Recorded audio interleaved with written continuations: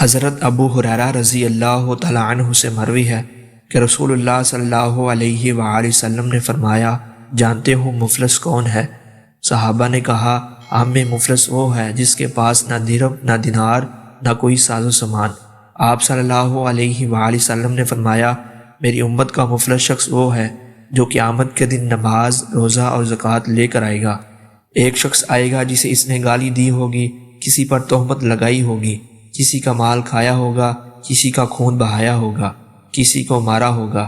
اس شخص کی نیکیوں میں سے اسے دیا جائے گا اور اسے بھی دے دیا جائے گا۔ اگر اس کے ذمے لوگوں کے حقوق پورے ہونے سے پہلے اس کی نیکیاں ختم ہو گئی تو ان کے گناہ اٹھا کر اس شخص پر لا دیے جائیں گے، پھر اسے آگ میں پھینک دیا جائے گا۔ حضرت سہل بن ابی حثمہ رضی اللہ تعالیٰ عنہ سے مروی ہے، انہوں نے کہا کہ میں نے نبی اکرم صلی اللہ علیہ وآلہ وسلم سے سنا، آپ ممبر پر فرما رہے تھے، 7 کبیرہ گناہوں سے بچو۔ لوگ خاموش رہے، کوئی شخص نہ بولا۔ آپ صلی اللہ علیہ وآلہ وسلم نے فرمایا، کیا تم مجھ سے ان کے بارے میں سوال نہیں کرو گے؟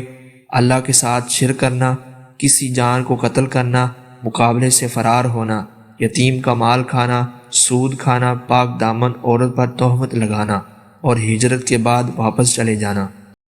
حضرت عقبہ بن عامر رضی اللہ تعالیٰ عنہ سے مرفوع مروی ہے، جب تم اللہ کو دیکھو کہ وہ بندے کو اس کے گناہوں کے باوجود دنیا سے دے رہا ہے تو سمجھ لو کہ اللہ تعالیٰ اس سے محبت نہیں کرتا، کیونکہ اس کے لیے ڈھیل ہے۔